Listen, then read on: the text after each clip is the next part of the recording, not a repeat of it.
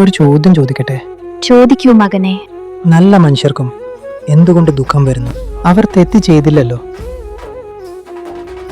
മകനെ, ദുഃഖം ശിക്ഷയല്ല, അത് ഒരു പാഠമാണ്. പാഠമോ? എങ്ങനെ? ഒരു ചെറിയ വിത്തിനെ കുറിച്ച് ചിന്തിക്കൂ. അത് ഇരുണ്ട മണ്ണിന്റെ ആഴത്തിൽ അടക്കം ചെയ്യപ്പെടുന്നു. അത് സമ്മർദ്ദവും ഇരുട്ടും പോരാട്ടവും അനുഭവിക്കുന്നു. പക്ഷെ ഒരു ദിവസം ആ വിത്ത് തന്നെ പൊട്ടി പുറത്തേക്ക് വരുന്നു, ഒരു ശക്തമായ വൃക്ഷമായി മാറുന്നു. അപ്പോൾ ദുഃഖം നമ്മെ വളരാൻ സഹായിക്കുമോ? അതെ മകനെ, ദുഃഖം നിന്നെ കൂടുതൽ ശക്തനാക്കും. അത് നിന്നെ ക്ഷമ പഠിപ്പിക്കും, ജീവിതത്തെ മനസ്സിലാക്കാൻ സഹായിക്കും.